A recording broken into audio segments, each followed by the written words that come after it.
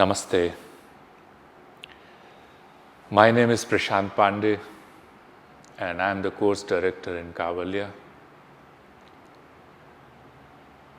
Today I am going to talk about the origin and objective of yoga. And it is really important for all of us to know about the origin and the objective.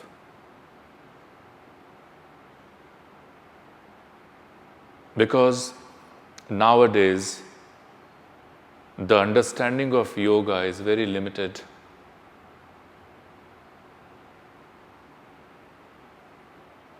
And yoga can bring transformation in our life. But if objective is not clear, then we are restricted to the body only in the form of asana or going up to only pranayamas. And that's what's happening.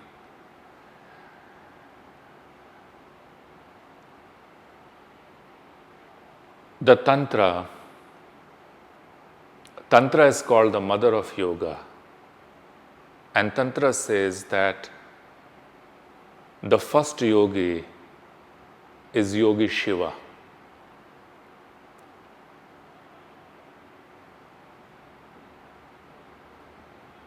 And once his disciple Parvati asked a question to Yogi Shiva. And the question was that there is a lot of suffering in the world. How can it be ended?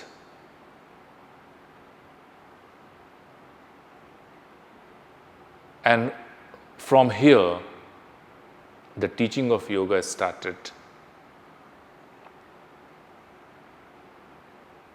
Yogi Shiva explained about the way to terminate the suffering, and that is yoga. And at that time, he mentioned yoga as a Pashupati yoga. Pashupati yoga is the first yoga.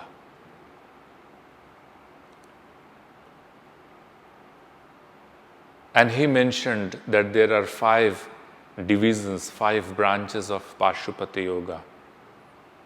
The mantra yoga, the sparsha yoga, the bhava yoga, the abhava yoga, and mahayoga.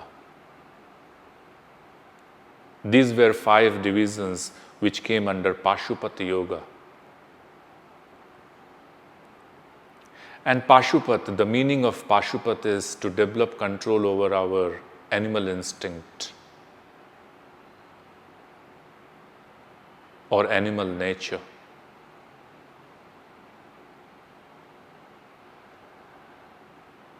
When his disciple Parvati asked about the suffering, Yogi Shiva mentioned about 3 sufferings. He said that there are 3 sufferings in the world. The first one is called Adhidaivik. Adhidaivik is the celestial, destined suffering.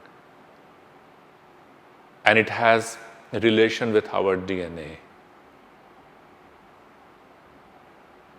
It comes from father, forefather, from generations. The second suffering he mentioned is Adhibhautik.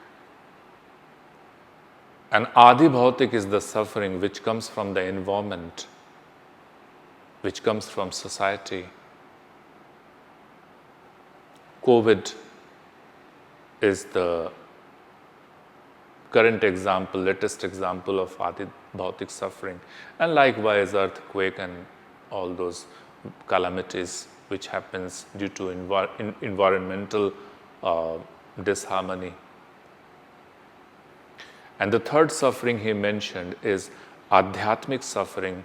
Adhyatmic suffering is the self-generated suffering in the form of jealousy, anger, insecurity, and likewise.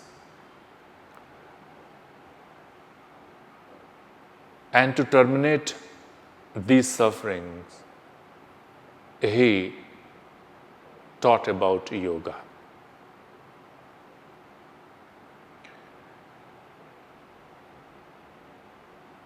If we go through his teachings and the other yogis' teachings, because the enlightened being, the philosophers, they have created three eras: the early teaching,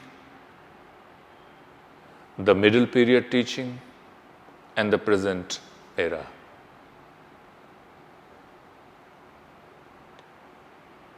So when Yogi Shiva was talking about yoga, many other yogis like Dattatreya, Vishwamitra, Vasistha, Matsyendranath, these yogis also heard that teaching because they were connected with Yogi Shiva. And still many people meditate on Yogi Shiva. And they heard in the early period, and then the yoga is spread from early period to the middle period and to the present period.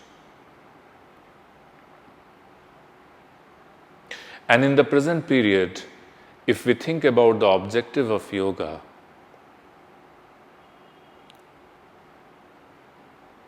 either you can say it, there is only one objective, or for our convenience, we can say there are two objectives.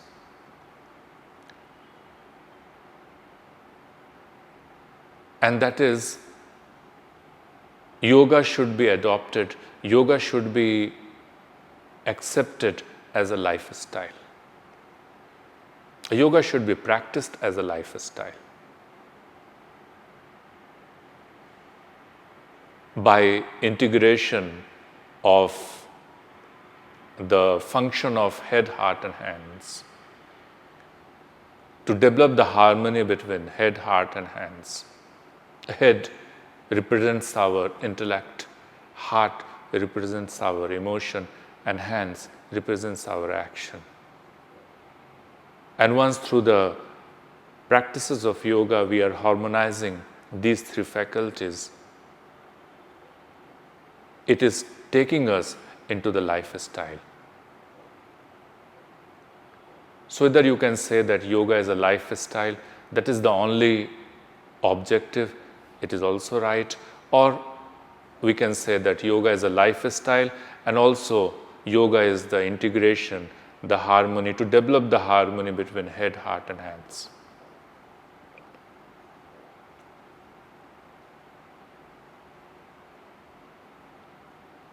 We should certainly learn asanas, we should practice asanas, we should practice pranayamas, we should practice mudras, bandhas, yoga nidra, meditation.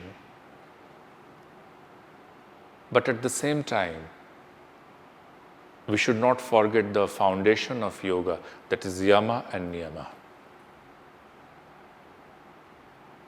For asanas, pranayamas, mudras, bandhas, yoga nidra, meditation, you need mat, or you need a sitting posture, a lying posture. And we do all those techniques, all those components of yoga, we practice it so that we are able to understand the concept of yamas and niyamas, and we can apply in our life, which is beyond the mat, which can live with us all the time. And these are the points what we talk in our course, whether it is 200 hours course, 300 hours course, Chakra Shuddhi course. We talk about both the aspects, the philosophy of yoga and the practical implementation of the philosophy. and that connection is needed. So this was the summary of the origin and the objective of yoga. Thank you. Namaste.